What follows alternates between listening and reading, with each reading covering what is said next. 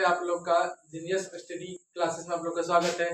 आज हम इस क्लास में जो करेंगे, हम लोग रेगुलर एक चैप्टर बाय चैप्टर लेंगे, ठीक है। ऑब्जेक्टिव क्वेश्चन, ठीक है। सोशल साइंस का ऑब्जेक्टिव क्वेश्चन है, ठीक है, जो कि बोर्ड एग्जाम 26 में आपको काफी इंपॉर्टेंट रहेगा। यह समझिए एक तरह का क्रेश कोर्स हुआ, ठीक है, कि chapter by chapter daily revision कराएंगे। साइंस हो चाहे वो सोशल साइंस हो, सब विषय कराएंगे, ठीक है। आज से गैरीबाल्डी पैसे से क्या था बताइए। तो गैरीबाल्डी पैसे से क्या था बताइए। सिपाही, किसान, जमींदार या नाविक बताइए। तो गैरीबाल्डी पैसे से क्या था, तो वो नाविक था। क्या था, नाविक था, ठीक है। Option D is the right answer, ठीक है। D is the right answer, ठीक है। चलिए अगला क्वेश्चन। अगला क्वेश्चन की यूरोप का मरीज किसे कहा जाता है बताइए। यूरोप का मरीज किसे कहा जाता है बताइए। रूस को, जर्मनी को, तुर्की को या यूनान को बताइए। देखिए यूरोप का जो मरीज कहा जाता है वह तुर्की देश को कहा जाता है। किसे कहा जाता है, तुर्की देश को कहा जाता है, ठीक है। ऑप्शन बी सी को लॉक किया जाए, ठीक है। यंग यूरोप की स्थापना किसने की थी बताइए। यंग यूरोप की स्थापना किसने की थी बताइए। काबूर ने, मेजनी ने, बिस्मार्क ने या गैरीबाल्डी ने बताइए। तो यंग यूरोप की स्थापना किसने की थी बताइए। तो ये देखिए यंग यूरोप की स्थापना की थी बिस्मार्क ने। किसने किया था, बिस्मार्क ने किया था, ठीक है। Option C is the right answer, ठीक है। चलिए अगला क्वेश्चन। अगला क्वेश्चन की इटली एवं जर्मनी वर्तमान में किस महादेश के अंतर्गत आता है बताइए। किस महादेश के अंतर्गत आता है बताइए। उत्तरी अमेरिका, दक्षिणी अमेरिका, यूरोप या पश्चिमी एशिया बताइए। देखिए वर्तमान में जो इटली और जर्मनी आता है वह यूरोप महादेश में आता है। कौन सा महादेश में आता है, यूरोप महादेश, ठीक है। ऑप्शन इसका हो जाएगा सी इज द राइट आंसर, ठीक है। सी इसका राइट आंसर, ठीक है। चलिए अगला क्वेश्चन। अगला है कि रक्त एवं लोहे की नीति किसने अपनाई बताइए। रक्त एवं लोहे की नीति किसने अपनाई बताइए। बताइए मेजनी ने, हिटलर ने, बिस्मार्क ने, विलियम प्रथम ने बताइए। तो किसने अपनाया था बताइए। तो वो अपनाया था बिस्मार्क ने, ठीक है। बिस्मार्क, ऑप्शन सी राइट है, ठीक है। चलिए अगला क्वेश्चन आता है। अगला क्वेश्चन है कि जर्मन राइन राज्य का निर्माण किसने किया था बताइए।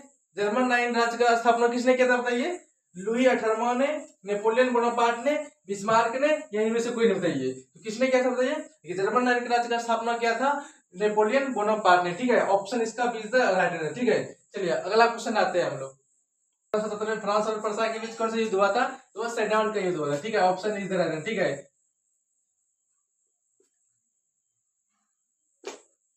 चलिए अगला क्वेश्चन है, जालवेरिन एक संस्था थी बताइए।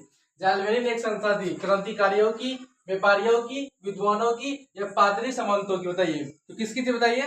देखिए जो जालवेरिन जो संस्था थी वो व्यापारियों की संस्था थी। किसकी थी, व्यापारियों की संस्था, ठीक है। ऑप्शन इस B is the right answer, ठीक है। अगला क्वेश्चन, मेजनी का संबंध किस संगठन से था बताइए। मेजनी का संबंध किस संगठन से था।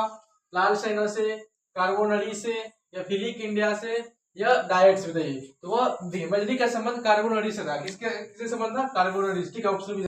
चलिए नेक्स्ट क्वेश्चन पे आते हैं कि हंगरी की भाषा क्या थी बताइए। हंगरी की भाषा क्या थी।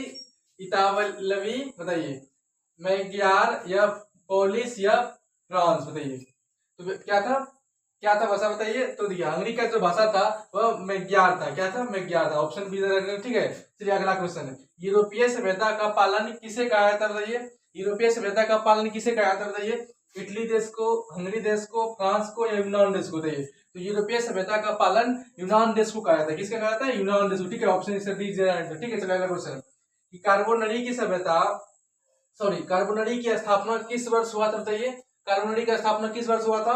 1810, 1815, 1830 या 1848 बताइए। तो कब हुआ था बताइए। तो हुआ था 1800, ऑप्शन है 1810 में इसका स्थापना हुआ था, ठीक है। चलिए अगला क्वेश्चन आते हैं। चलिए अगला क्वेश्चन है कि बिस्मार्क में से क्या था बताइए। कवि था, नाटककार था, संगीतज्ञ था या कूटनीतिज्ञ था बताइए। तो बिस्मार्क क्या था, तो वह कूटनीतिज्ञ था। क्या था, कूटनीतिज्ञ था। ऑप्शन डी, ठीक है। अगला क्वेश्चन, फ्रैंकफर्ट की संधि कब हुई थी बताइए। 1866, 1864, 1870, 1871 बताइए। तो फ्रैंकफर्ट की संधि कब हुई थी बताइए। तो हुआ था, बताइए कब हुआ था। तो 1831 में हुआ था। कब हुआ था, 1831 में, ठीक है। चलिए अगला क्वेश्चन है कि इटली एवं जर्मनी के एकीकरण के विरुद्ध निम्न में से कौन था बताइए। इटली एवं जर्मनी के एकीकरण में निम्न में से कौन सा विरुद्ध था बताइए।